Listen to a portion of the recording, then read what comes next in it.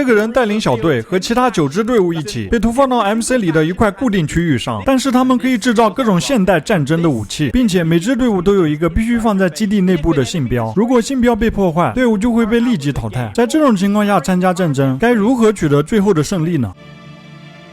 Time to launch the rocket.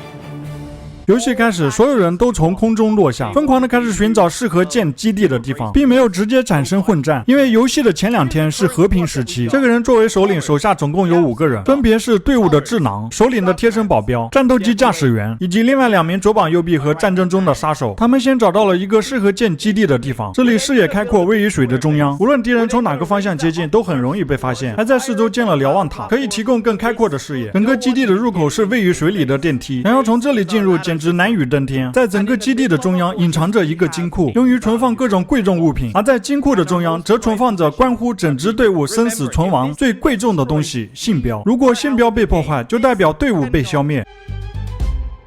时间转眼来到第11天，他们已经造出了一个战斗机，他们驾驶着战斗机一一侦察了所有敌方基地的位置。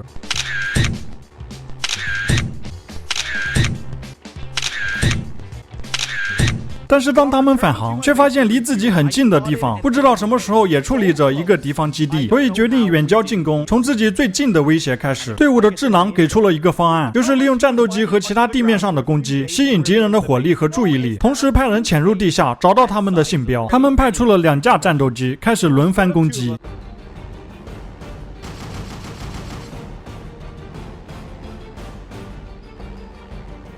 不仅用机枪扫射，而且还用炸弹轰炸，让敌人一直在基地的上面疲于奔命。之后又做了一个加农炮，对他们不断轰炸。而此时其他队友正在从海底挖向敌人基地的下面。 And we started firing in. 不久之后，地道已经挖好，他们开始向敌方基地渗透。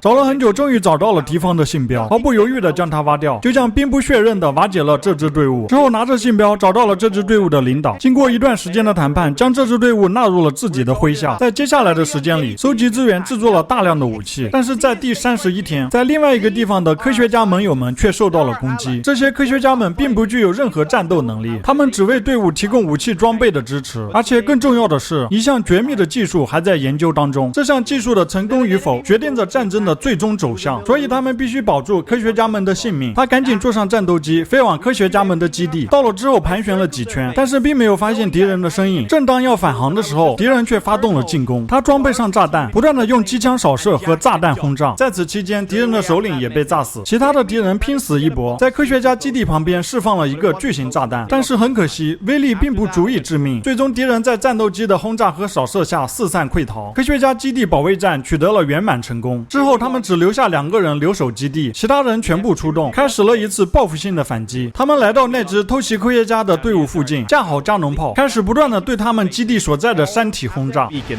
underground. 他们的策略很简单，就是炸通到山体的内部，然后再潜入进去，破坏掉他们的信标。经过2轮的轰炸之后，他们冒着敌人的枪林弹雨，进入到了被轰炸出的深洞里，并且不断的用 TNT 轰炸，找到了进入敌人基地内部的入口。再经过血腥的近距离战斗，终于拿下了这个基地。经过这次战斗，所有队伍都意识到了武器装备的重要性，一场史无前例的军备竞赛由此开始。这些军队要做的并不是飞机、坦克、大炮等一般性的常规武器，而是火箭、导弹，甚至是核弹头导弹。有的竟然还要做黑洞武器，而这支队伍要发展的是一种叫做死亡激光的武器。但是在那之前，必须要保证自己立于不败之地，所以他们先做了一个雷达和弹道拦截导弹，这样任何其他军队的攻击导弹都会被拦截下来。之后就是专心发展死亡激光武器。要发射这种武器，就必须要制造一个巨大的火箭，然后用这种火箭把能够发射死亡激光的卫星发射到太空。但是敌人并不想看到这种情况的发生，他们轮番的派战机和地面部队前来骚扰，可惜被强大的防御武器全部打退。就像在科学家的不懈努力和军队的艰苦守卫之下，火箭发射平台和超级火箭全部依次被造了出来。之后就到了发射的时间。